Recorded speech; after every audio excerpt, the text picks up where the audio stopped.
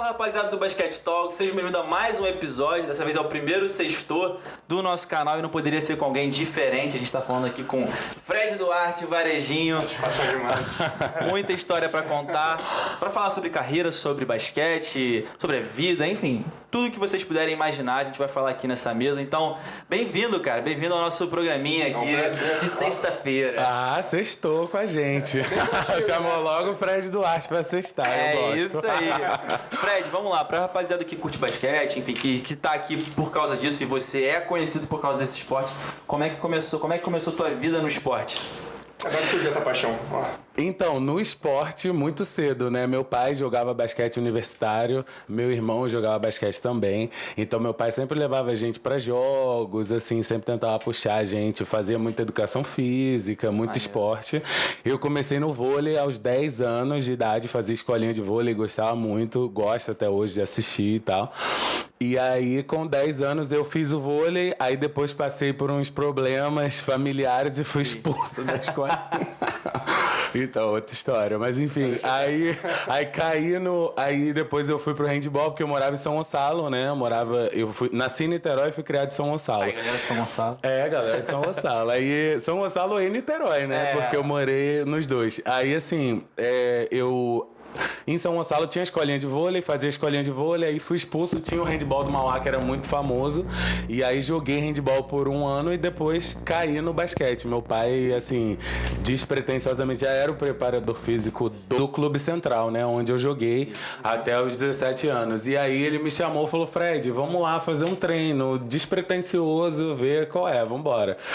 Aí eu cheguei lá, fiz um treino e aí gostei da galera também, a gente ficou muito amigo e tal, e foi assim que começou a história no basquete especificamente, mas no esporte desde pequeno, eu sempre brinquei muito, sempre corri muito, porque São Gonçalo é região metropolitana, né, então a galera na minha época era muito criada na rua, então jogava queimado, bandeirinha, pique-pega, todas essas coisas, futebol, eu era horrível no futebol, mas jogava também, tava lá. Maneiro, com certeza. E aí chegou no Central, se apaixonou pelo esporte e aí ficou de quando a quando ali no Central? Foi de 13 a 17, né? Eu treinei essa vez que meu pai me chamou despretensiosamente.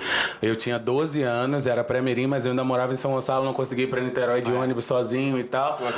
Deslocamento. Não tinha como. Aí minha mãe falou assim, não vai sozinho e tal. Aí, com 13 anos, rolou todo um planejamento pra eu chegar no mirim. E aí foi quando eu comecei mesmo a treinar, era federado, treinava segunda, quarta e sexta à noite, depois da aula e tal, aquele rolê que vocês já conhecem. Todo mundo tá ligado. Principalmente a galera que jogou. E aquela da tua geração, qual a galera que os nomes que saíram, assim, que você lembra?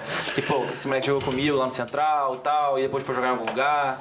Cara, da minha geração do Central, foi uma geração muito boa, assim, do Central, né? Vitoriosa. Eles ganhavam muita coisa, a gente ganhou muita coisa. Eu sou 9-1, né? Então, na geração 9-1, assim, que eu lembre do Central... ninguém, assim, é profissional e tal, mas a galera, se você pegar 9-2, que é Bebê, foi pra NBA, Lucas Bebê, foi criado no Central com a gente. Foi logo um ou 2 anos depois ali que eu já tava no Central. Mas a geração ali no Rio, então, da galera que jogou no Rio, qual é a tua geração? 9-1, quem joga hoje, GG, né? Joga profissional, já tá no Corinthians, eu acho, né? Corinthians agora. Augusto Lima, que saiu de Campo Grande, foi pra Espanha, era a seleção com a gente. Europa, Sim, ele continua na Espanha, joga no Múrcia, eu acho. Isso. E vamos ver, geração 9-1. Eu acho que é isso, assim, que eu lembro de primeira que ficou Benite bem... não era do Rio, mas essa galera... Benite é 90, né? 90. Benite é uma geração acima, mas era de São Paulo. Isso. Era de São Paulo. Ali, mas 9-1, assim, do Brasil tem uma geração muito boa. Era Jordan foi pra Espanha, voltou.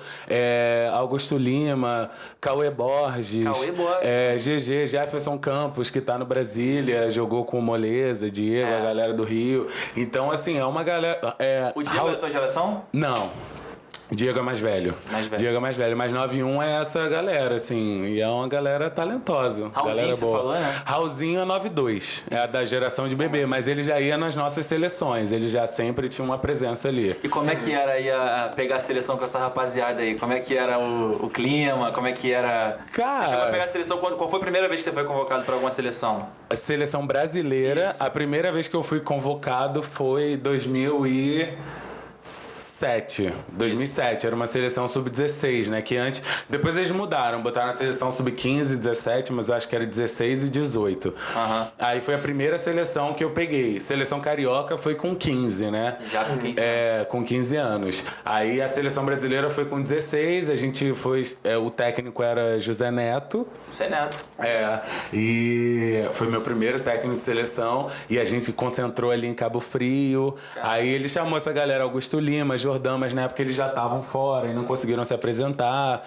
Tem outra galera de São Paulo também bem talentosa, Rafael Maia, que ele na base ele foi muito... Ele era uma promessa, assim, mas ele foi para os Estados Unidos, fez NCAA numa faculdade Ivy League, hoje mora em Nova York, é casado, é um cara bem... E ele, se você falar assim, no meio do basquete de São Paulo, a galera conhece o nome dele. E aí... Então, era uma geração talentosa. Não, com certeza. E aí, indo pra gringa, você foi pra gringa, pô. Sim. Mas antes de você ir pra gringa, vamos falar, de repente, o que comprou teu passaporte pra ir pra lá. Você saiu do Central e foi pro...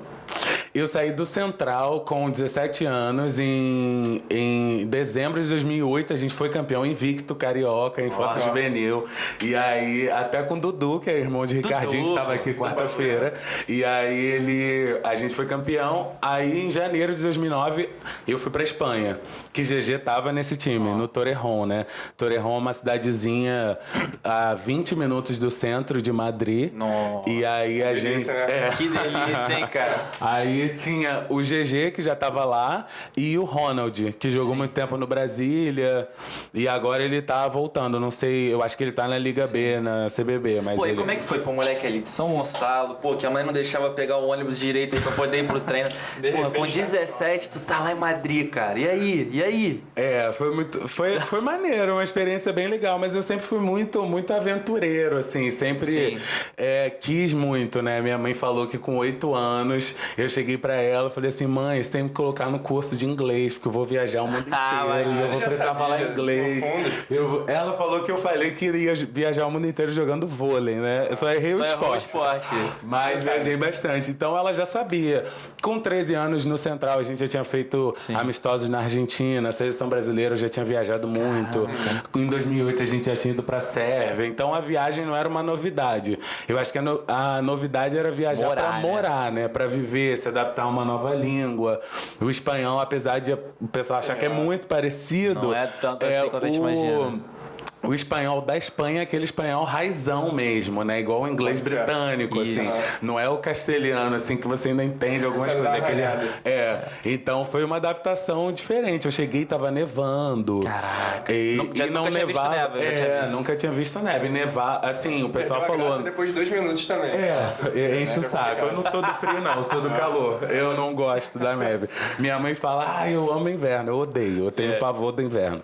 Mas, assim, cheguei e eles falaram, pô, em Torrejón não neva há anos. Então foi uma adaptação, tipo, de você se permitir mesmo. Então, mas foi legal, porque eu já cheguei jogando um torneio. Eu viajei dia 1º de janeiro. Sim. Que era aniversário da minha mãe, dia 1º de janeiro. Eu viajei. A gente já viajava pro torneio porque a gente já entrava em quadra dia 3. Então eu treinei um dia com o time e já entrava na quadra. Aquela coisa. Mas foi uma experiência muito legal. Nesse ano a gente ainda teve a chance de disputar um torneio na França, que era o torneio mundial de cholete, que é bem famoso. Tem times como Real Madrid, uma galera bem famosa que participa. E a gente ganhou esse torneio com o nosso time júnior, né, de 18 anos, e fomos vice-campeões de Madrid. A gente quase classificou pro torneio da Espanha, mas perdemos no último jogo ali, de 2 pontos. Mas enfim, foi uma experiência legal. Um ano e meio que você falou? 1 ano e meio. Foi de 2009 até maio de 2010. Aí você volta pra cá? Volto pro Brasil. Volto pro Brasil. Essa volta, tudo... Então, tava meio incerto, né? Porque eu voltei pro Brasil Brasil, aí falei assim, eu não sei o que vai acontecer, né? Sem planos. Aí, sem planos. Falei, vou ver se eu faço uma faculdade, não sei se eu vou profissional, vamos ver. Aí rolou a proposta do Flamengo. Foi exatamente quando eu joguei com o Flamengo, comecei a história ali no Flamengo, né? Que durou até dezembro de 2011. Mas foi no finalzinho do ano de 2010, ali mais ou menos outubro, novembro, que rolou a proposta, eles me ligaram e aí que eu fiquei no Flamengo. E que eu acho que esse momento assim, o torcedor brasileiro ele te conhece a partir daí. Vamos dizer assim, o fã de basquete brasileiro, ele olha pra você aparece, o seu rosto aparece pra todo mundo aí, né? Nessa passagem pelo Flamengo. Acredito que o pessoal que era fã, não muito que tá dentro, mas que não sabia que você tinha ido pra Espanha e tudo mais. Não é uma história muito... Isso. É porque a gente jogou a categoria júnior, né? Isso. Era uma coisa, tipo, como se jogasse o juvenil aqui no Flamengo, a base ainda. Então, não é uma informação que a galera tem muito acesso. E aí você foi pra jogar LDB lá na época? Eu vim no Flamengo, então, eu treinava com adulto, eu ficava no banco do adulto e depois emendou na LDB. Que na época do Flamengo, qual era o grupo dali do Flamengo? Do Flamengo no adulto, quando eu joguei, era o Fred, que joga com a gente no 3x3, no Rio de Janeiro 3x3. Era Hélio, Teichmann, Baby, Marcelinho Machado, Duda, Jefferson, William, Wagner. Era um time que vinha de umas vitórias, assim, Foi o time também. que ganhou o primeiro NBB, talvez? Então, o que eu joguei foi o terceiro NBB, acho que foi o NBB 3. Isso. Realmente, a gente não ganhou, a gente perdeu na semifinal pra Franca. Sim. E não chegou nem na final. Mas o time, eu acho que era essa base, que já tinha vencido aquele primeiro NBB e continuou, né, a base deles. E aí, mas aí vem o fatídico jogo lá. Que aí, o apelido veio do jogo ou você já tinha esse apelido? Varejinho. O Varejinho criaram, muita gente falava, né? Primeiro, quando eu era mais novo lá em São Gonçalo, eu falei pra minha mãe, queria deixar crescer meu cabelo. Aí em São Gonçalo, tipo, região metropolitana, ninguém nunca viu o movimento afro na época não era muito. Não é igual agora que a galera tem muito acesso a creme, essas coisas. Então passava na rua, a galera, cara, o barbeiro vai morrer de fome, pelo amor de Deus, corta esse cabelo. Mó loucura. E aí eu queria deixar crescer. Sim. E aí quando... total. E aí depois eu nunca quis cortar, né? Como o cabelo enrolado cresce mais pro alto mesmo, então assim, a galera não percebia. Eu falava, pô, tenho 4 anos que eu não corto, 3 anos que eu não corto. Eles, não, Fred, não é possível. Então, aí quando eu cheguei no Flamengo eu já tinha 19, mais ou menos. Era por aí. Isso. Então eu já tinha uns 6, 7 anos de cabelo sem cortar. A cabeleira tava com... Já tava bem alta. Aí a galera e eu, Fred, e tinha um outro Fred que era um armador que já fazia parte do elenco. E toda vez que o pessoal chamava, todo mundo olhava, Fred, os dois olhavam ao mesmo tempo. E aí o supervisor, que ainda é o supervisor do Flamengo, o André Guimarães, chegou e falou assim, não, a gente tem que mudar isso. Eu chamava você de Varejinho, porque a galera já falava, você é muito parecido com Varejão. Total. E na oportunidade, eles tinham um time em Vitória que o irmão do Varejão era técnico. O Sandro? Não, o outro irmão do Varejão. O outro irmão. O Sandro já estava nos Estados Unidos, eu acho. Sim. Era o outro irmão do Varejão. Ele era técnico do time de Vila Velha. E aí ele levou uma blusa pra mim, falou do Varejinho, falou, pô, você parece com meu irmão até mesmo, mais do que eu, que sou irmão dele. Vou lembrar assim, botar na tua mão. Sim, cara, e era uma blusa de um projeto que o Varejão fez pra uma marca, não sei se era Nike, não lembro qual era, e tinha ele enterrando com a camisa da seleção brasileira, a blusa era muito legal. Pô, maneiro. E aí ele foi, levou pra mim, a gente tirou foto, enfim. Mas aí foi o André Guimarães meio que criou o Varejinho, porque ele falou, não dá pra eu chamar toda hora Fred, os dois olharem, se confunde, ele já tá aqui há mais tempo, mais velho e tal, então você vai ser o Varejinho. E aí ficou. E aí ficou. Você gostava dessa comparação? Assim, digo assim, porque você tem um Varejão, que certo já era um ícone nessa época de NBA, e você carregar esse nome, como é que era pra você, né? pensar na imagem dele e representar isso em você. Ah, muito legal, uma honra. Depois a galera começou a falar que não só a fisionomia era parecido o cabelo, mas a maneira de jogar, a maneira de ser muito raçudo. Isso assim, é verdade. Eu admiro muito ele pelo que ele fez, pela maneira de jogar mesmo. Ele encontrou o jogo dele e era um jogo muito interessante de você assistir, que ele se posicionava perfeitamente para as faltas de ataque, muito rebote, era um jogador que talvez que não chamasse muita atenção nas estatísticas, se você olhar assim em termos de NBA, mas que no jogo ele ajudava muito no time. Então, é uma honra, muito legal. A galera me chamava de Varejinho. E você, beleza. E abracei, foi legal. E aí você falou que você se dividia então entre o time adulto e o time da LDB. E aí, vamos só pra dar um parâmetro pra galera. Quem é que tava contigo nessa LDB do Flamengo? Na LDB do Flamengo, então, foi um time formado rápido, né? Porque a LDB, porque na época ainda era LDO até, foi a primeira. Foi Liga de Desenvolvimento Olímpico, aí depois eles trocaram pra LDB. Então foi a primeira mesmo. Então, assim, o Chupeta foi o técnico, porque quando eu tava no adulto, Chupeta era o técnico, aí no meio da temporada eles trocaram pro Gonçalo, argentino. E aí o Chupeta veio pra LDO.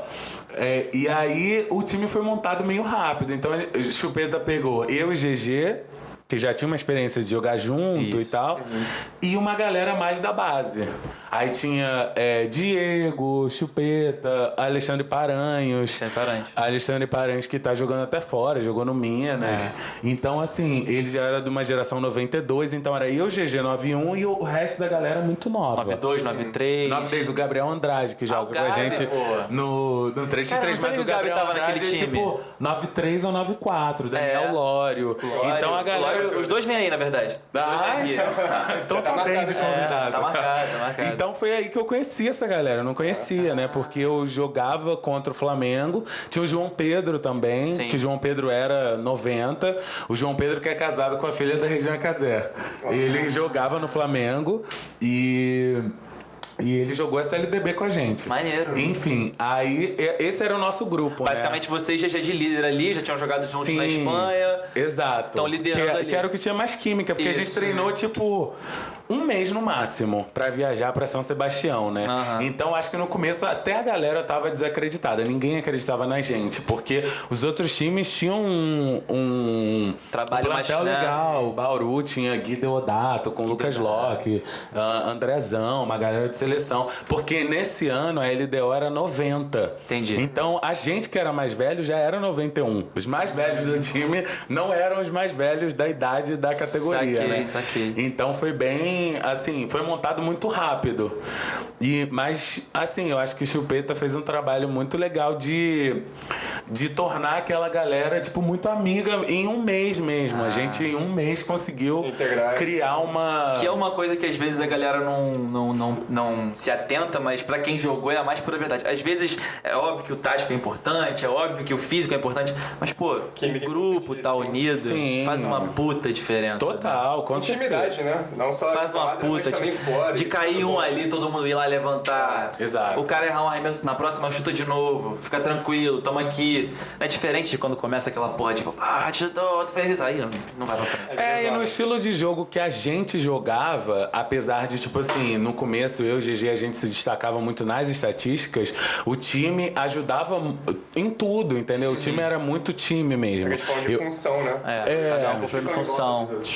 Tinha um específico, eu acho que Chupeta delegou isso muito bem, tipo o lance da defesa, o lance, entendeu? Então isso é muito importante, porque um time, é difícil você ganhar se o time não tiver muito unido, né? Se tiver muito conflito, muito atrito dentro daquele time. Então foi legal porque era todo mundo muito novo, a galera com muita vontade, gás, e era uma novidade, a primeira edição da Liga, e aí todo mundo se juntou, se dedicou e foi legal. E aí vocês foram calando boca das pessoas, foram ganhando até que chegou o fatídico dia, de que era o dia qual de dezembro? 27 de dezembro de 2011, eu dia acho. 27 de dezembro de 2011, eu era mirim do Tijuca lá no ginásio assistindo, e assim, passou no Sport TV, como você disse, não tava tendo nada de esporte na época. Nada.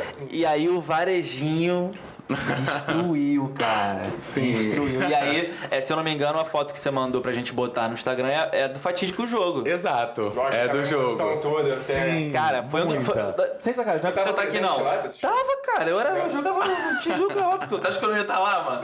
Porra. Hoje é certo, não sei, pode ter... Cara, tipo assim, eu lembro perfeitamente de eu, moleque, pequeno, cara, eu nunca vi tanta emoção no ginásio, cara. Sim. Caraca, era muita emoção pra um jogo de molecada, cara. Sim, porque foi um jogo nervoso, né? Se você falar Conta da a final história desse jogo pra gente, específico, assim, primeiro, as duas etapas anteriores foram em São Sebastião do Paraíso, né? Que é lá na divisa de Minas com São Paulo. Então, assim, foi bem interiorzão. A gente já tinha treinado numa seleção brasileira lá. Eles têm uma estrutura bem legal, um ginásio bem bacana. Outras seleções brasileiras já tinham treinado lá. Então, eles decidiram fazer tipo uma bolha, trazendo pro dia de hoje, quase uma bolha. Todo mundo dormia lá, jogava lá o dia inteiro. E aí, era longe, né? Então não tinha assim. Eles postavam no Twitter, eles postavam nos sites. Facebook, mas não tinha. Facebook, mas não tinha transmissão de jogo, não tinha. Longe disso. Não que eu lembre, transmissão não, mas tinha o. Minuto a minuto no Twitter, aquelas coisas. Tempo real, isso aí. Então, assim, quando o pessoal falou, então a fase final vai ser no Rio. Cara, veio todo mundo. Veio todo mundo. E aí falaram, o Sport TV vai transmitir. Eu falei, cara, a galera toda... Não é possível, que loucura, né? Porque, primeiro, era um torneio que ninguém tinha muita certeza como é que ia acontecer, mas que dava visibilidade. Eu acho que o apelo do torneio era dar visibilidade a essa galera que sai do juvenil, que joga 18, 19 anos e depois não tem pra onde ir. Tá procurando e não tem experiência de adulto, né? Porque se você não der essa base... Perfeito. Eu lembro, você mencionou Vitor Benite, o Vitor Benite, numa seleção, ele comentou, ele já entrava no time do adulto do Pinheiros quando ele tinha 14, 15 anos. Então ele foi preparado para ter essa vivência de adulto. Não é todo mundo que tem isso.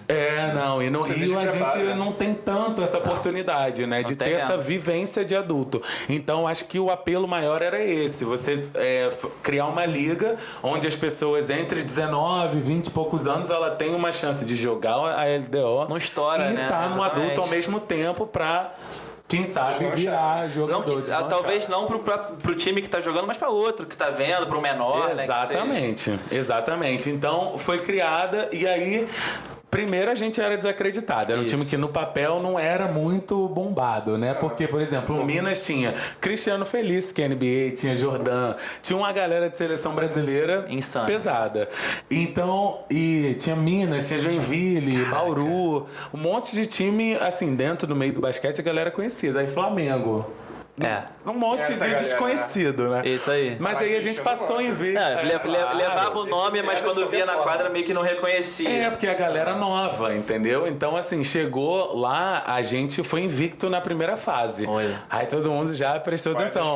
No primeiro jogo contra a Franca, por exemplo, que tem Léo Mendel, que joga no NBB, Lucas Mariano, que joga no NBB, a gente ganhou, sei lá, de 40 pontos, 35 pontos. Surrinha, hein? Aí a galera falou assim, não, peraí. Tem alguma coisa aqui, né? E aí, na segunda fase, a gente só perdeu pro Brasília no último jogo. Então a gente passou quase o torneio todo invicto. Isso. E aí, eu acho que foi até por isso que decidiram fazer a final aqui no Rio. Então, muita jogada de marketing, transmissão, hein? Sim, do Sport TV. E criava uma pressão na gente, né? Porque primeiro você sentou desacreditado, ninguém acredita em você. Agora é na tua casa, estádio lotado. Exatamente. E aí? Onde você falou, não tinha atenção, não tinha um spotlight pra nada.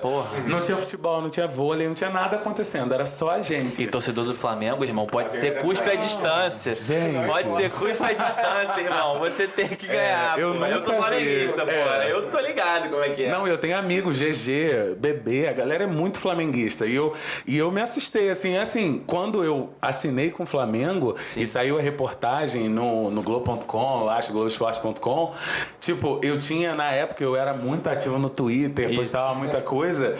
Eu tinha 300 seguidores no Twitter. Fui dormir. Acordei, eu tinha 3 mil. E era só assim, urubuzada, Flamengo tá era Flamengo 2, 3, Força Jovem, Flamengo, Mengo. E era nação rubro-negra. Família, né? Não, impressionante, assim. Eu nunca vi uma torcida igual a deles. E eles fazem parte mesmo. Então a gente chegava pra jogar nessa ocasião, a galera já tava lá desde cedo, no jogo do pessoal de antes, porque era um quadrangular final, né? Foi isso então mesmo. tinha Bauru, Brasília, Paulistano e a gente. Caraca. E a galera chegava cedaço, já tava lá na frente cantando o Flamengo, e a gente assustadaço. Porra, e o jogo assim, foi nervosaço, cara. A final foi muito nervosa, porque Foi Bauru... muito, cara. A gente jogou muito bem o campeonato inteiro e a gente não tinha passado o que a gente passou naquele jogo específico, né? Porque aquele jogo específico chegou um momento que a gente tava perdendo 16 pontos dentro de casa, com a torcida lá, com transmissão. E a gente tinha vindo invicto. Com 19 anos. Caraca, puta. Então foi um jogo nervosíssimo. Também que os meus o jogos Bauru tava jogando perfeito, eles estudaram a gente perfeitamente, as nossas jogadas não saíam. E a gente falou assim, ferrou, até que o Chupeta sentiu essa sensibilidade, esse nervosismo e pediu um tempo e conversou com a gente, galera, vamos botar a cabeça no lugar e tal. O jogo não acabou ainda, porque faltando 7 minutos a gente tava perdendo de 14 pontos. Ah, mas 7 minutos no basquete é o suficiente pra mudar. Aí a gente foi... Basta virar a chave. É isso, ele tinha muito essa sensibilidade de técnico mesmo, da beira de quadra, de chamar você, ter uma conversa, antes do lance livre, Varejinho, vem cá, conversar, né? respira, vai com calma, não sei o que. Ele tinha muita sensibilidade. Então, aquele jogo foi, Gui Deodato jogando muito, Lucas Locke, Andrezão, a galera que tá ainda no NBB ativo, joga bem, joga muito e estavam jogando muito bem. Não, e eu lembro que assim, desses 7 minutos pra cá, cada sexta, principalmente que você. Isso o time inteiro, mas que você fazia era um grito. Isso era uma tipo de extravasado, tipo, cara, cada sexta agora importa, né? Tipo, falta pouco. Vambora. Eu acho que era uma extravasada também, porque a gente não tinha lidado com esse tipo de sentimento, né? De pressão. Naquele campeonato, apesar da gente jogar, assim, muitos jogos, a gente jogou contra o Bauru na fase regular, a gente ganhou de 2 pontos. Foi um jogo apertado. Mas a gente não tava 16 atrás e correu atrás o jogo todo. O que a gente sentiu naquele jogo é que a gente tava correndo atrás o tempo todo. E era o tempo que a gente começou atrás e só foi ficando mais atrás e tudo pra eles dava certíssimo e pra gente dava errado. Cada sexta era suada. Então cada sexta era uma extravasada. Isso foi de ginásio? Foi no Tijuca. No Tijuca. E assim, você não tava vendo, mas assim, o narrador, cara, cada sexta que o Flamengo fazia. Vibrava. Era uma. Cara, não, era. O que eu tô falando, cara, porque assim, eu comecei. Não é só isso. Não é além de ser clube, tipo assim, além de torcer pro Flamengo, foi o meu primeiro ano de clube, de federação. Eu era sub-13 ou sub-14. Então, assim, cara, era uma experiência que eu falei, cara, eu quero jogar aí, ó, daqui a 6 anos, daqui a 7 anos. Eu quero estar ali, eu quero estar jogando ali com esse. Óbvio que quando eu cheguei no sub-19 eu não tinha dinheiro, ele não teve nem liga.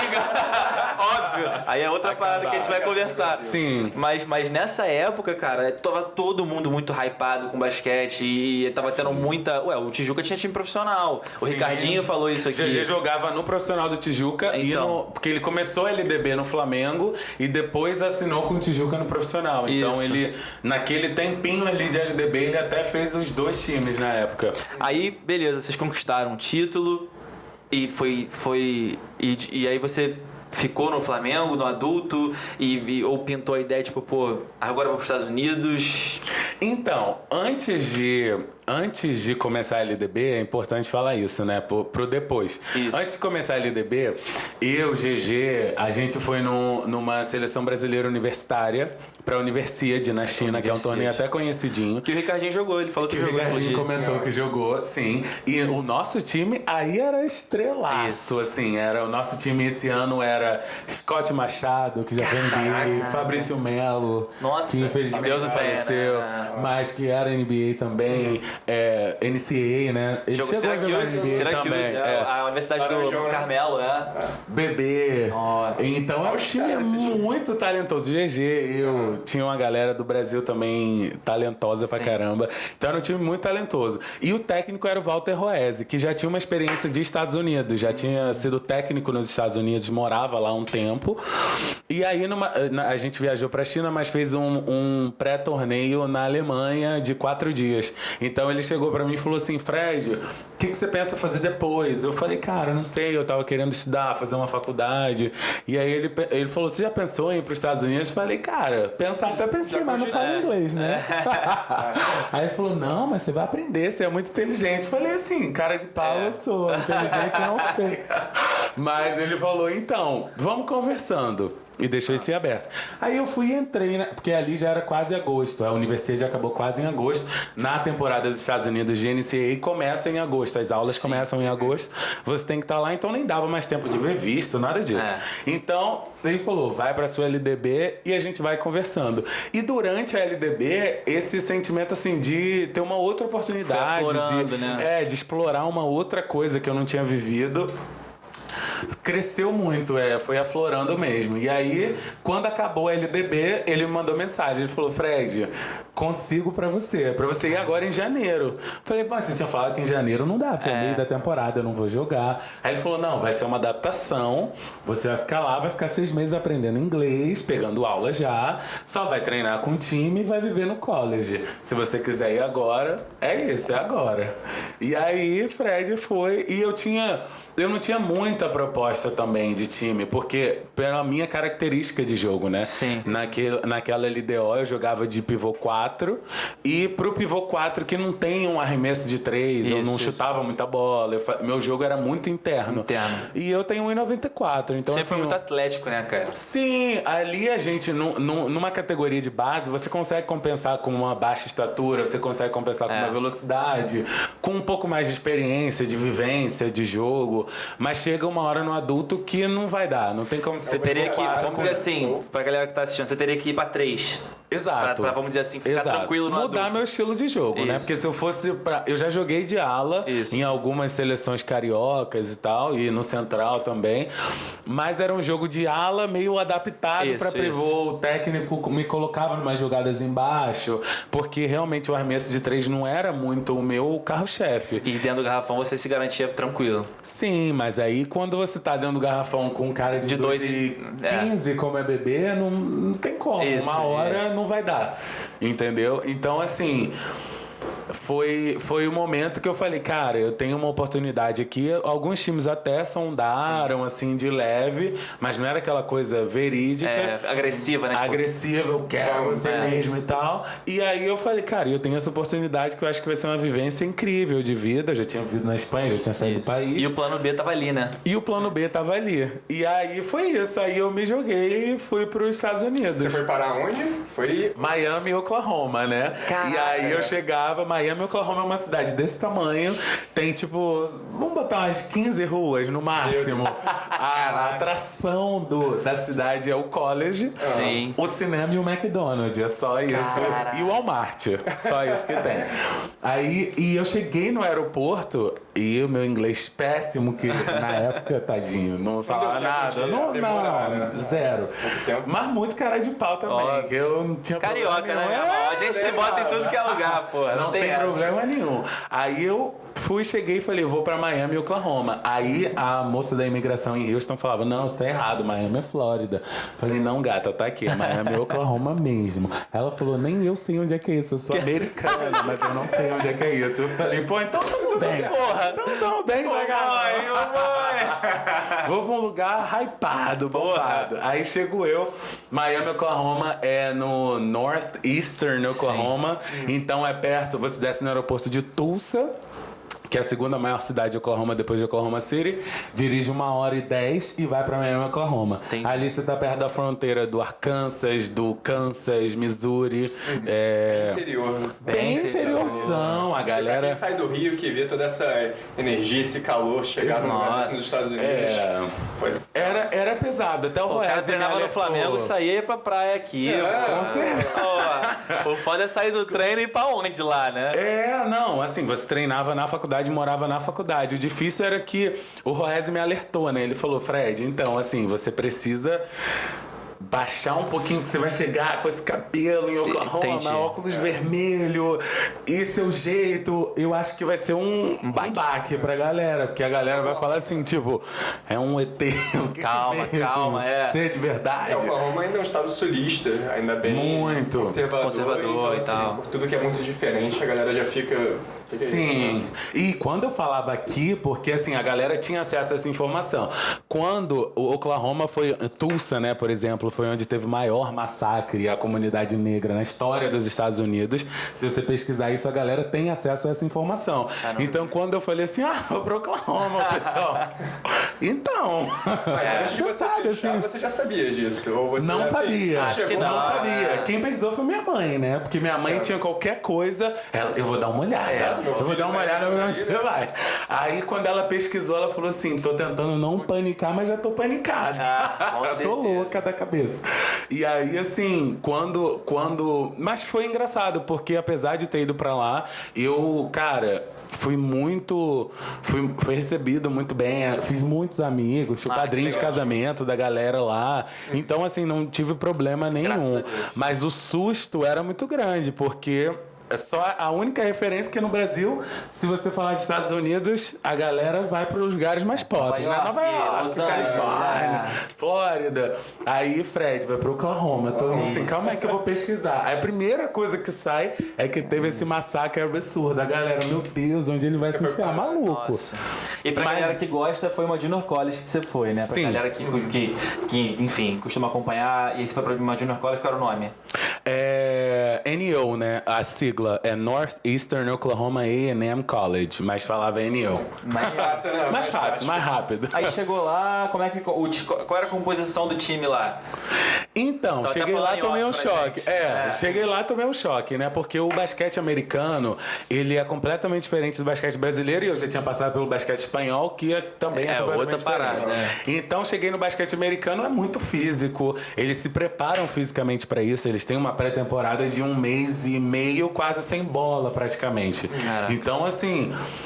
Quando eu olhei a galera, era um jogo que a galera tinha 30 segundos de posse, eles usavam 7.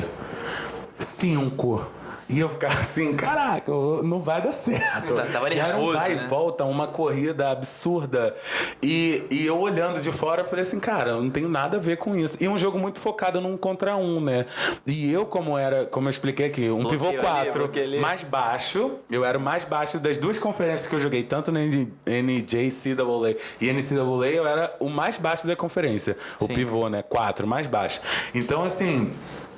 Eu sendo mais baixo, não ia conseguir jogar 1 contra 1 contra o cara de 2,10. Então a gente tinha que ter uma adaptação total com os meus armadores, por exemplo, na LDB, LDO que eu falei, eu me destacava muito porque tinha um armador como o GG que tem um passe muito preciso, que a gente se entendia muito bem, ele sabe onde eu gosto de receber a bola no momento, é tudo muito acelerado, o jogo dele é acelerado.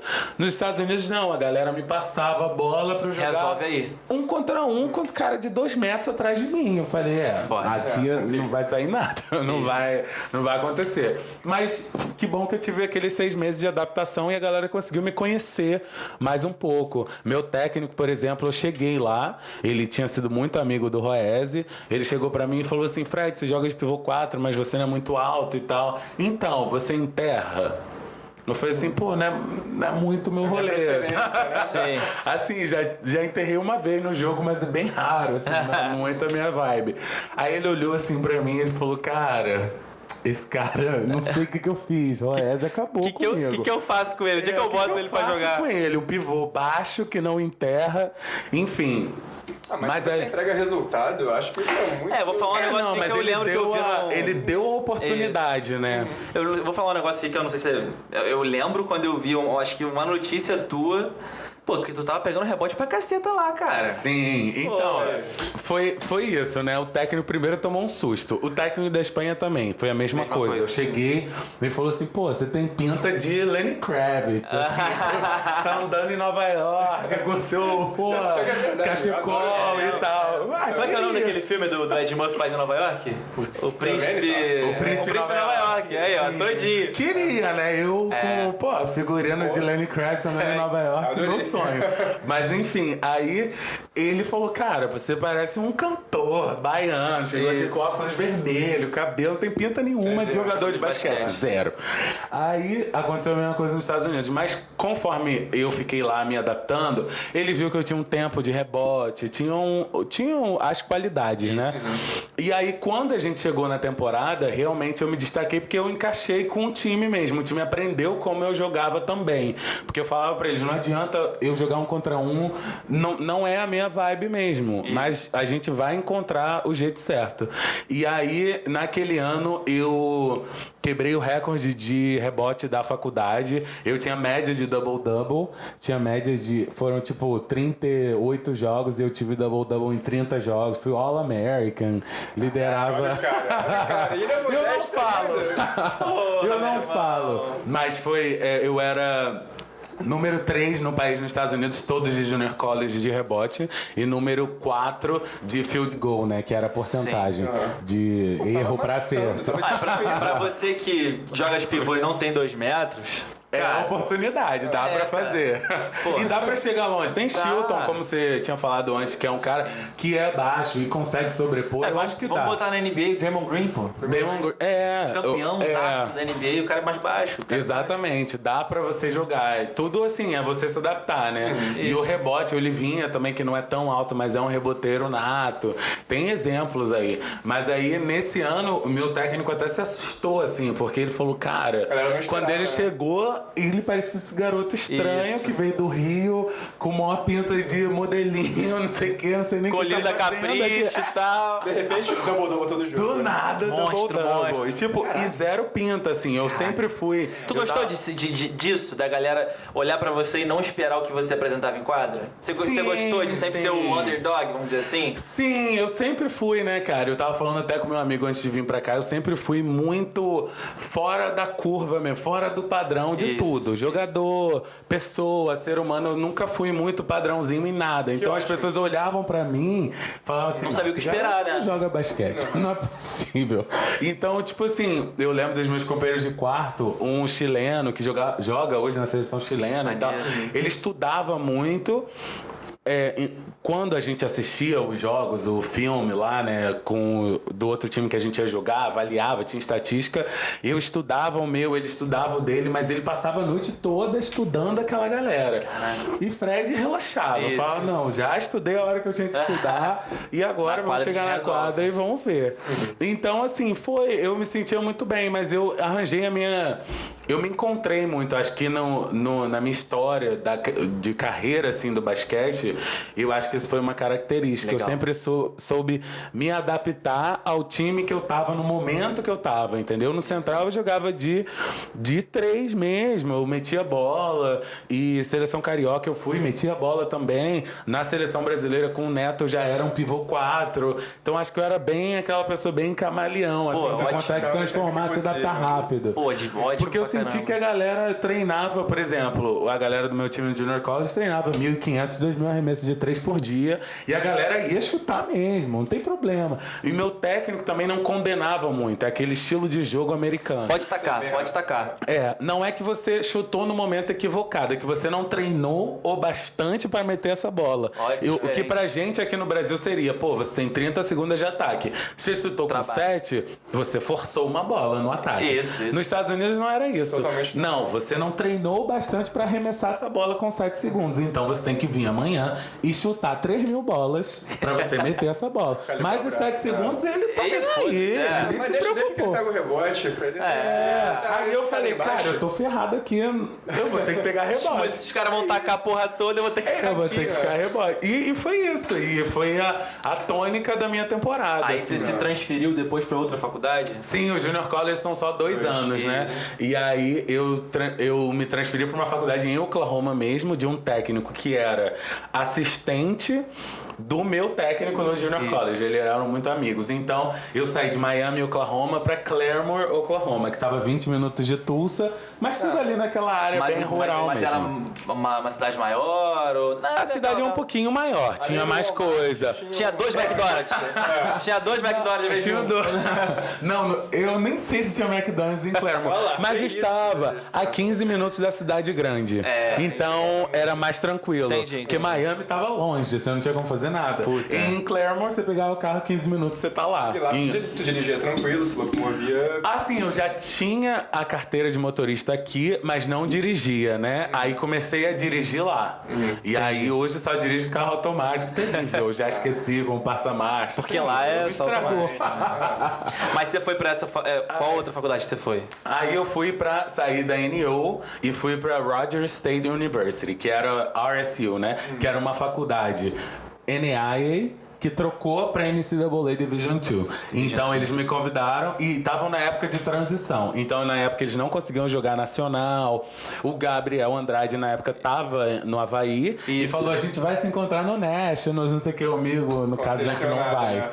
Porque não dá. E escola de quantos alunos na faculdade? Você saiu de Junior College, são pouquíssimas pessoas. Sim, né? mas era um Junior College grande até pra região. Era um Junior College bem bonito. Porque a cidade, como não tinha nada, o dinheiro ia todo pro college.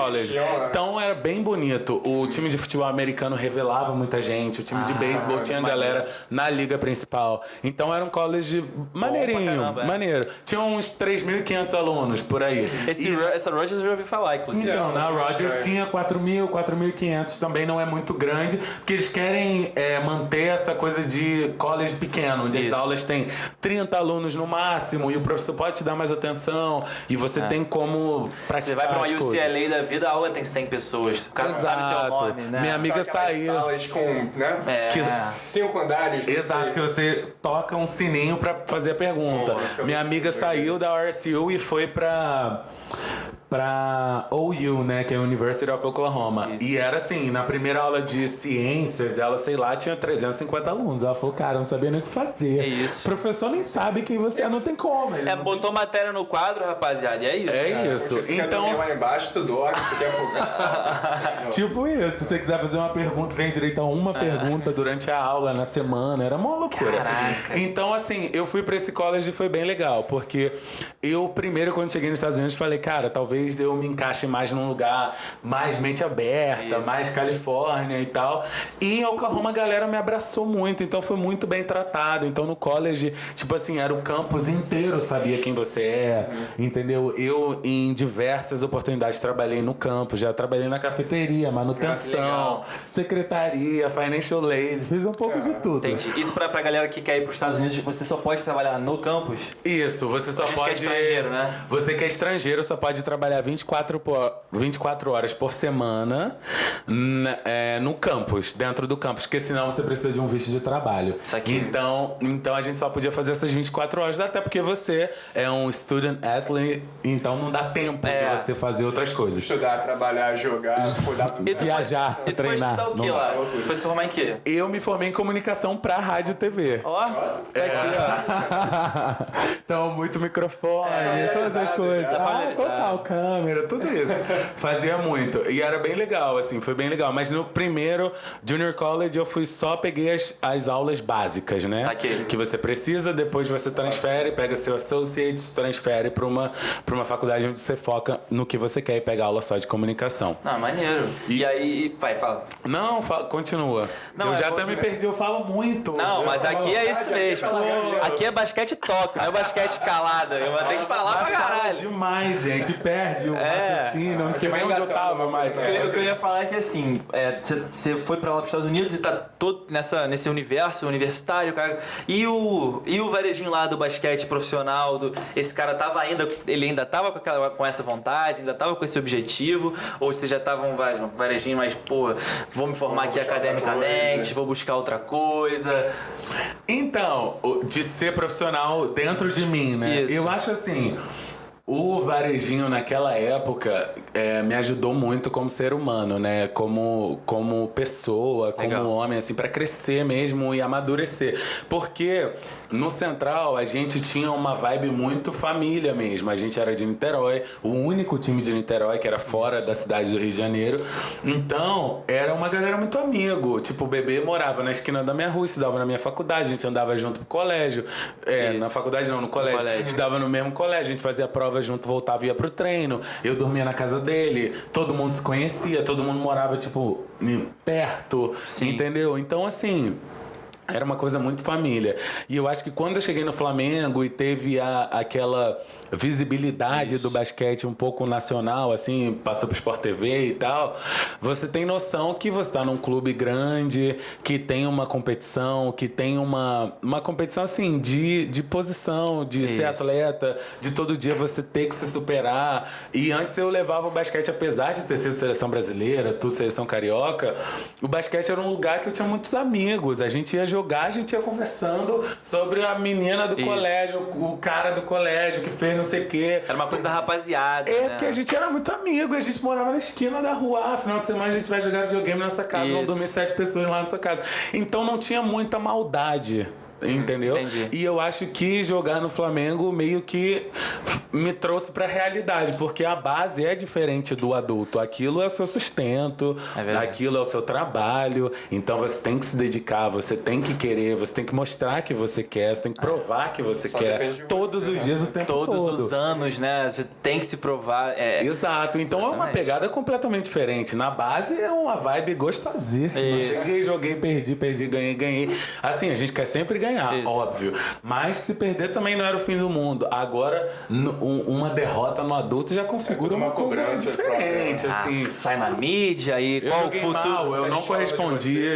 Exatamente. Ainda mais na visibilidade de um time como o Flamengo, né? Então, assim, eu acho que me amadureceu muito como pessoa. Então, quando eu cheguei nos Estados Unidos, eu sabia que a minha faculdade americana era um plano B. Eu precisava fazer aquilo. Então, eu preferi não pensar no lado se eu ia ser profissional depois, mas eu acho que o profissionalismo do Flamengo me ajudou a terminar a faculdade, que era assim, você vai acordar, você tem que treinar, você tem que se dedicar, você tem que comer bem, você tem que fazer isso, que era uma coisa que antes eu não fazia muito. Então você, vamos dizer assim, você foi para os Estados Unidos por causa do basquete, mas na verdade o basquete que te ajudou a se tornar, vamos dizer assim, você foi o Varejinho te levou para lá, mas você saiu o Fred, né? Vamos dizer assim, da faculdade, né? O Varejinho te ajudou no meio do caminho, né? Total, porque eu não conhecia, assim, Fred sozinho, né? Era tipo assim, o cara que joga, beleza, jogo bem, é legal, tive várias experiências, viajo, blá. E eu acho que quando teve o Varejinho foi assim, cara, primeiro você precisa... Eu tive toda a experiência que eu tive e agora eu preciso aplicar toda essa experiência aqui, né? E eu vi também você conviver, por exemplo, com atletas como Marcelinho Machado, que é um cara que chega mais cedo, se dedica. Já levei até esporro, porque eu morava aqui na Arena da Barra, em Jacarepaguá, né? E a gente treinava no Flamengo. Marcelinho chegava 1h30 antes, eu chegava atrasado. Na hora do treino. Eu peguei 21h13 atrasado, pelo amor de Deus. Aí o técnico chegava, pô, Fred, você é juvenil, cara. Marcelinho chegou 2 horas antes do treino. Falei, então, eu acordei 5h da manhã, eu tô tentando. Mas eu acho que essa vivência de você ver esses caras no adulto te dá um choque de realidade, assim. Se você quer realmente aquilo, você tem que se dedicar. Então, na faculdade, eu entendi que aquilo era o que pagava a minha faculdade, o basquete. Então, eu precisava me dedicar da maneira que eles se dedicavam, porque eles recebiam dinheiro, né? Mas eu recebia bolsa para estudar. E era a mesma coisa. Então, acho que essa vivência foi muito importante para mim. E aí, falando um pouco de uma parada polêmica que muita gente tá falando na internet, e você, por ser ex-jogador universitário, o que tu acha dos moleques ganhar, receber, jogando? Agora nesse do porque tem muita gente... essa discussão tá muito quente lá nos Estados Unidos.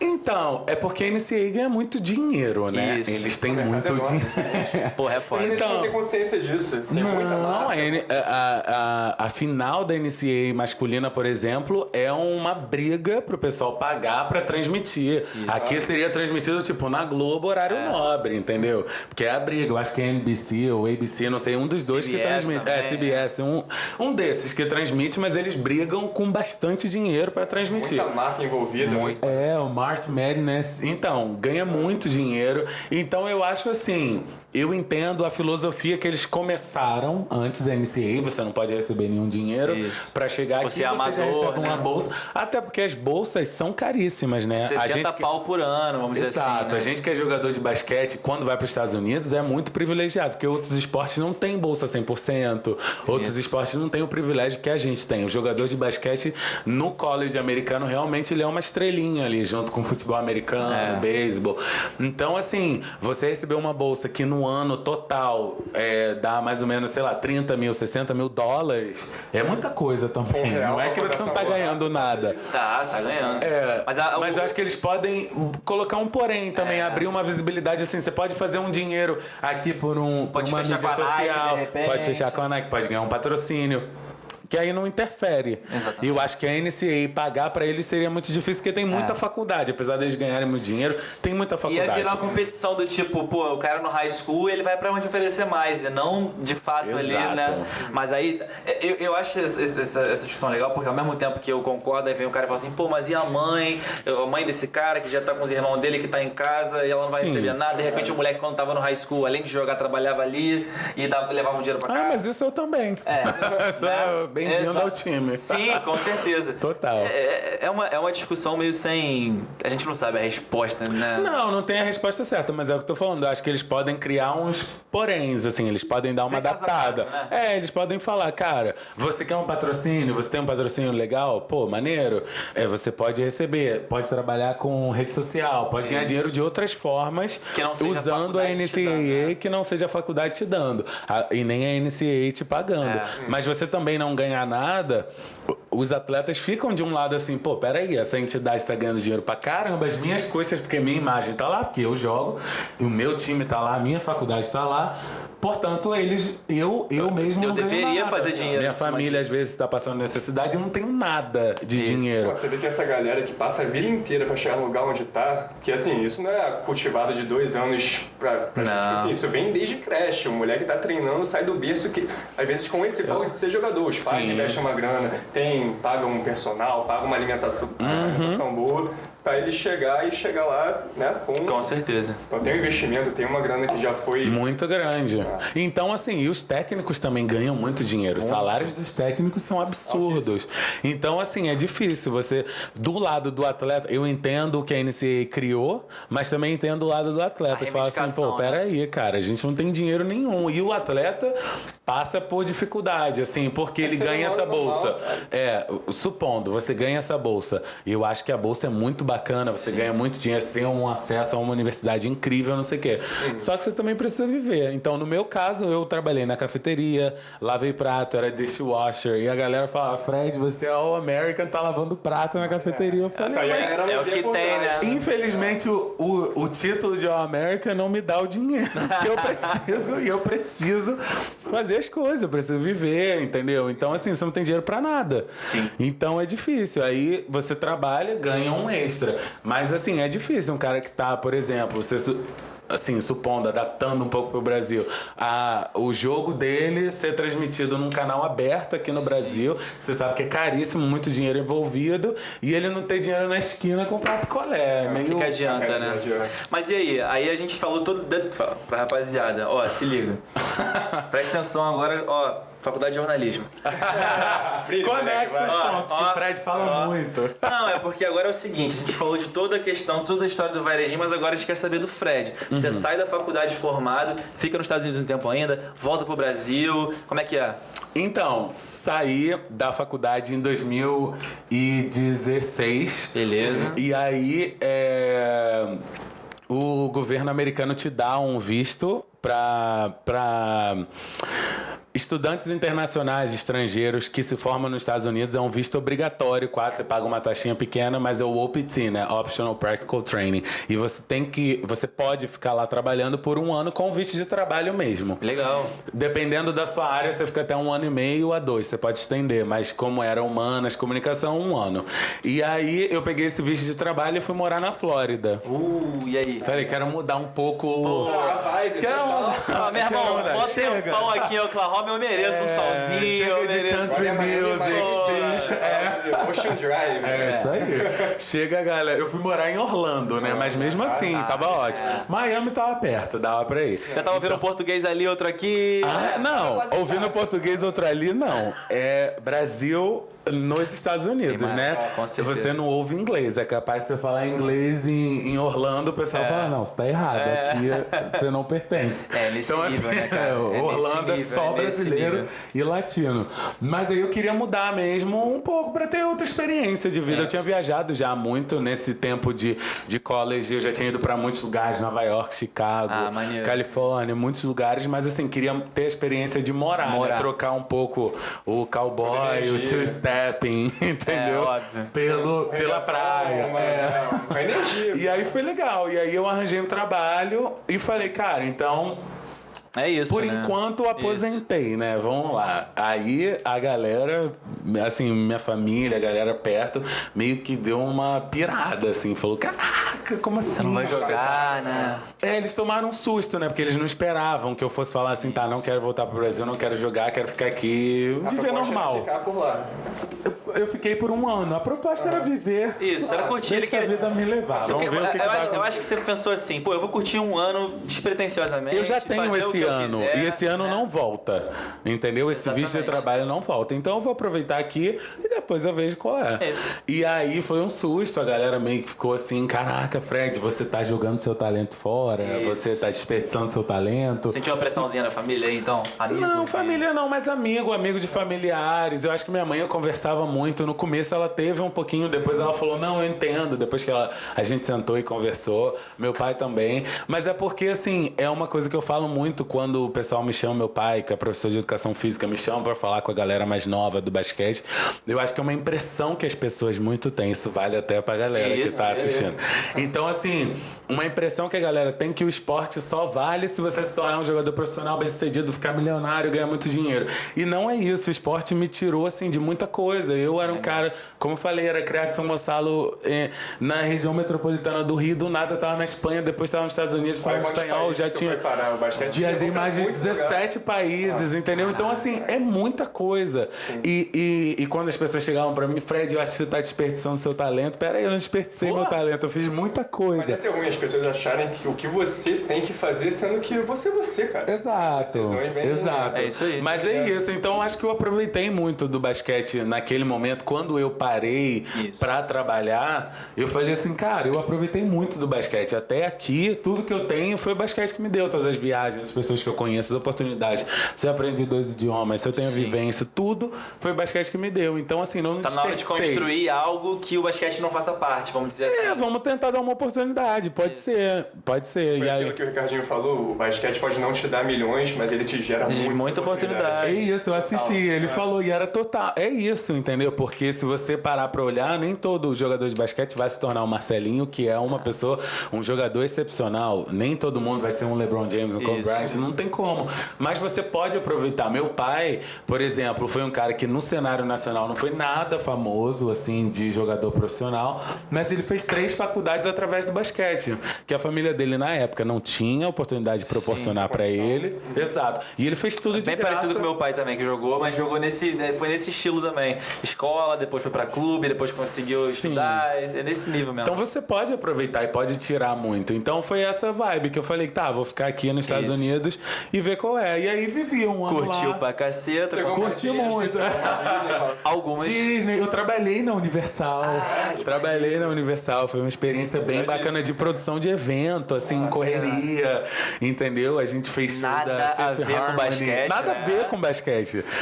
E era legal, é uma coisa nova que você nem sabe, né? Porque você se olha assim, eu tinha na época 25, eu acho, e eu jogava basquete desde os 13. Então 12 anos fazendo um negócio, você fala assim, cara, não sei nem se eu sei fazer outra coisa. Porque as pessoas saem e vão pro meio do basquete. Eu fui trabalhar na Universal com produção de evento. Você vai se descobrindo, né? Acho que Exatamente, mas se dá oportunidade também, né?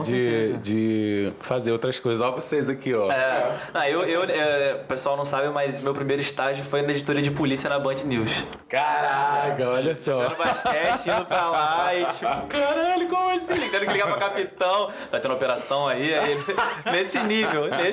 É, diferente. Mas aí você veio pro Brasil depois desse um ano, já cheio de saudade daqui ou já... Como é que é? Já tava com vontade de vir pra cá? Aí eu fiquei um ano lá em Orlando, comecei um mestrado que não tinha nada a ver comigo. E aí foi o momento que eu achava que tava na hora de voltar, né? Que no total, se eu somasse tudo, assim, já tinha uns 9 anos que eu não ficava em casa Caraca. mesmo.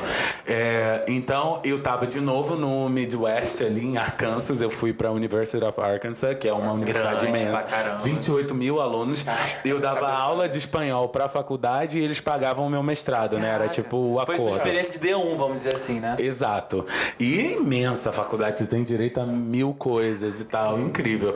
Só que não era o que eu queria de mestrado, o estilo de vida também não era um estilo de vida muito de interior. Isso. O americano que é do Midwest, ele tem uma cabeça bem fechada e é difícil você viver assim. Então eu comecei a ficar meio desiludido, assim, tipo, não tô mais na vibe, tô aqui, mas não tô afim. Isso. E aí eu fiquei um semestre e falei, quer saber, vou embora.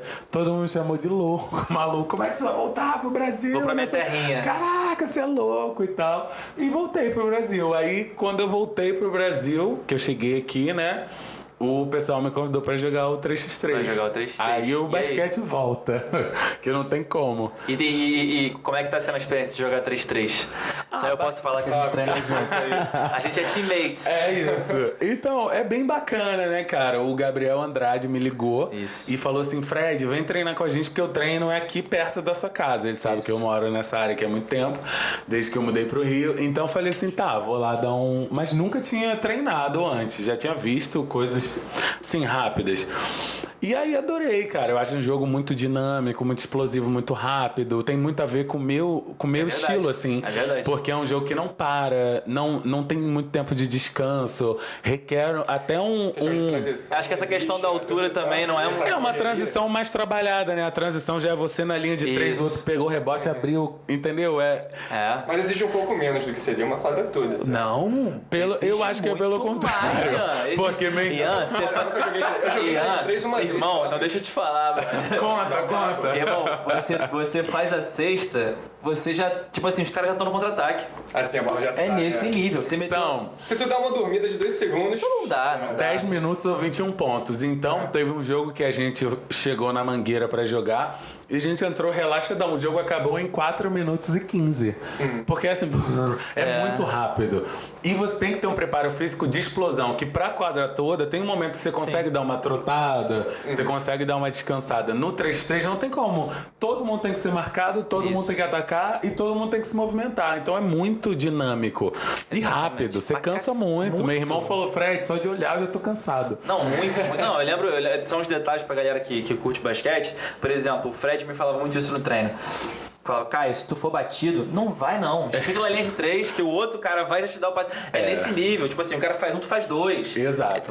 Não perde seu tempo. É porque, assim, me falaram isso também quando eu entrei e a gente percebe assistindo. Porque no basquete 5 contra 5 você tem ajuda. Pô, o outro cortou, eu tô aqui pra te ajudar. No basquete 3x3 ele vai fazer um ponto, mas você já tá sozinho pra fazer 2. É isso. Então, enquanto ele fez um esforço do caramba, bateu bola lá dentro, fez um ponto, você pode fazer 2 em questão de segundo e ferrar com ele. Então é um jogo muito inteligente e rápido. Você não tem muito tempo. Crescendo bastante. Tá crescendo aqui, né? Muito. No Brasil, aos poucos vem crescendo. Eu lembro que em 2019 eu fui lá pra seletiva da Seleção 23 com o Chico Chagas, né? Que tá tomando conta lá do... Tá tomando conta do basquete 3x3, né? E o Rio de Janeiro 3x3, @Rio de Janeiro 3x3. Tem que dar uma, a galera tá jogando pra caramba. Em 2019 a gente ficou em segundo no Brasileiro da CBB, quase classificou pro Mundial de Montreal, pro World Tour, né? A gente perdeu pro São Paulo DC, que é um time profissional, muito talentoso, o time é muito bom. E aí o que acontece? A gente jogou contra eles na fase regular, ganhou e na final perdeu. Eles foram representar o Brasil, mas enfim, eu acho que o time do 3x3 Rio de Janeiro também tá aí. Tá afiado. Agora tem que montar o 23, que uma galera saiu aí, mas a gente tá com vontade já. Cara, aí fora basquete hoje, o que tu tá fazendo aqui no Brasil? Que tá trabalhando com o quê? Você tá naquela onda de crossfit, né? O Fredinho tá falando do crossfit real. Crossfiteiro, a gente vai passar vergonha. A verdade é que a gente vai lá passar vergonha. Não, brincadeira. Mas o crossfit, assim, é porque eu tava procurando uma coisa bem dinâmica, né? Isso. Eu, um tempo, quando eu parei com basquete, eu fiquei um tempo parado, porque eu machuquei o joelho treinando lá nos Estados Unidos. Aquelas pré-temporadas louquíssimas Bizarras, que eu fazia, bizarras, no campo de futebol, 5 horas da manhã, vomitava, desmaiava, enfim. Aí aquilo, eu tive muitas lesões e aí fui descansar um tempo e depois eu voltei. Aí comecei pela corrida. Em 2019 eu tava malhando muito, mas eu não sou muito fã da academia mesmo, apesar de entender que é muito importante. Eu fazia treino conjugado pra tentar ser mais dinâmico, mas já não era a minha vibe. E aí eu encontrei o CrossFit, cara, e muito legal, porque assim, é muito rápido, é dinâmico, são coisas... É um desafio, porque são movimentos... Isso. É um desafio, né? Porque são movimentos que você não tá acostumado a fazer, o cotovelo é mais alto, tem certas coisas que você não sabe fazer. Porra, que não é só você ser forte, tem uma galera que chega lá e fala assim, pô, sou muito forte, mas não tem a técnica e o jeito. Acho então, que é só puxar peso, que é só não é. E é bem legal. Aí eu acho que eu tô arrasando, assim, eu chego lá na barra, tento fazer o butterfly, acho que eu tô passando o peito. Aí quando eu olho, tô passando só o cabelo, mas tá ok, tá bom.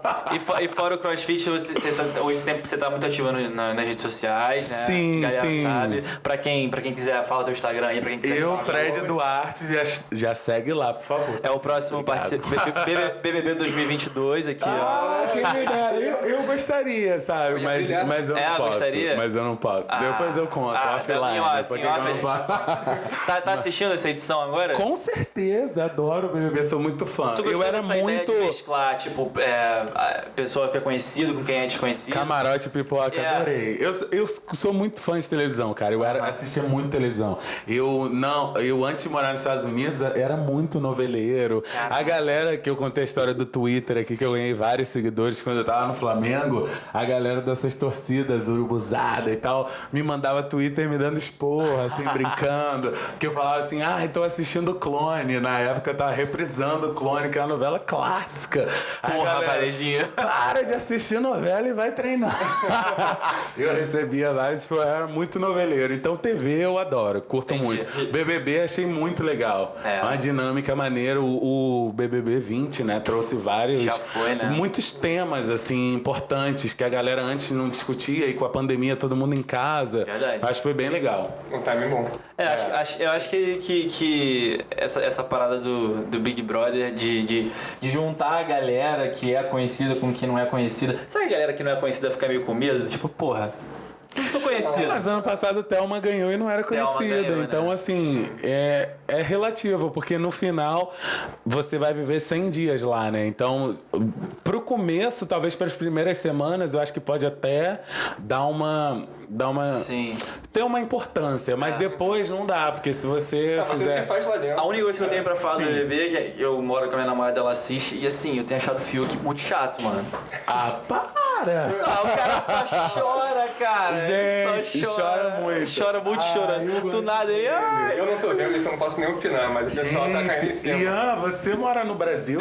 Não. Você vive aqui? Eu não vejo mais TV, eu não vejo reality, eu não vejo... Não, mas tem Globoplay, tem 24 horas, tem Exatamente. Twitter, Instagram, tá tudo falando de BBB. Não, bebê, Você os tá por próximos fora. 4, meu pai ele me liga, falou, oi filho, não sei o quê. Aí ele falou, começou o Big Brother aqui em casa, perdi a televisão da sala. Ele fala, até abril, até março. Meu pai já é da outra estratégia, assim, eu BBB não assisto de jeito nenhum. Mas ele me liga e fala assim, pô, filho, que foi eliminado. Mas você não assiste, começa a... Não, é que eu li o jornal, falei, tá. Não tava passando, tua mãe tava vendo. Sem querer, eu olhei a televisão e vi ele sendo eliminado. Eu falei, tá. Não tá na negação, não quer admitir que Isso gosta. acaba chegando em rede social, WhatsApp, Stories, tu acaba vendo, eliminou, enfim. Claro, com certeza. Fredinho, dá um recado pra rapaziada que curte você, que gosta de você. O que você tá fazendo, quais os próximos projetos, enfim. Fala pra rapaziada aí e, enfim, vende teu peixe aí, bro. E finaliza. Então, o que eu tô fazendo agora tô aqui no Brasil de volta, tô jogando 3x3 com a galera, que a galera me chamou, muito feliz com o convite, muito bacana, acho que é um esporte que tem tudo pra crescer e tô vendo qual é, né? Em relação de trabalho, tô vendo um mestrado agora, realmente estava bem parado no lance de trabalho mesmo focado na comunicação, mas estou vendo para estudar, sempre expandir aí os horizontes e melhorar. Certíssimo. E a vida vai continuando. Mas assim, de projeto é isso. Enquanto isso, eu jogo 3x3. Vambora. Me envolvo em outras coisas. Rede social, tô sempre lá postando coisa, adoro. Segue que o cara é engraçado pra caramba. E é muito fofo quando tu tá com a tua sobrinha também, cara. Sim, minha sobrinha, 7 anos, uma figuraça. Malha contigo direto. Malha, vai pro crossfit, ela faz tudo, agacha. Tem que cansar a criança, né? Porque a criança tem energia. E eu não tenho força pra lidar com ela. Aí eu boto ela pra subir escada, ela faz crossfit, ela faz flexão, faz tudo. Acho que muita gente, né? No final, eu tento cansar ela, porque a tática é, eu vou fazer de tudo pra cansar essa Mas você criança acaba hoje. No final, sou eu que durmo 10 horas da noite exausto. Mas é isso, eu tô fazendo isso. Em relação à mensagem, assim, pra galera... eu acho que o esporte é muito importante, acho que a gente merece, de uma forma geral, mais investimento em todos os âmbitos, assim, em todos os esportes, porque o esporte mudou a minha vida total de uma perspectiva que, assim, jamais conseguiria imaginar, né? Jamais. Com 12 anos eu estava viajando, fazendo viagem internacional, com 15 anos disputando Sul-Americano, vestindo a camisa da seleção brasileira, que é muito importante. Neto falava, Ricardinho falou aqui, você está representando milhões de pessoas, entendeu? Apesar de ser na base, você não receber um dinheiro, você tá representando sua mãe, seu tio, seu amigo, pessoas que você nem conhece. Isso. Então, assim, o esporte abre muitas portas e eu acho a mensagem que fica não é só você ficar focado nesse profissionalismo, senão é isso que você quer. Você tem que entender que tipo de atleta você é, o que você quer no esporte e só com a vivência que você vai entendendo. E aí aproveitar as oportunidades. É isso aí. Valeu pelo convite, Obrigado, adorei estar aqui, sextar com vocês. Exatamente, esse foi o primeiro galera. Sextou aí do Basquete Talk. Obrigado por você que está assistindo, queria agradecer ao Fred, orgulho da galera, orgulho do brasileiro, orgulho da galera que é basqueteira e que gosta, espero que vocês tenham gostado da história do cara, talvez muita gente não conheça, mas a gente tem que valorizar as pessoas que de fato estão dentro do meio, sabem o que acontece, já jogaram, amam o esporte de verdade, então é para essas pessoas que a gente tem que ouvir, são essas pessoas que a gente tem que olhar, se espelhar, pessoas como esse cara que tá aqui na frente. Então espero que vocês tenham curtido esse episódio, não esquece de se inscrever no canal do YouTube, também seguir a gente no Instagram e no Spotify, segue a gente também, que a gente tá precisando, que a gente não ativa o sininho. Ativa o sininho. É isso aí. E... Call to action. É isso aí. E é isso, rapaziada. Obrigado pela audiência de vocês. Um abraço. Sextou.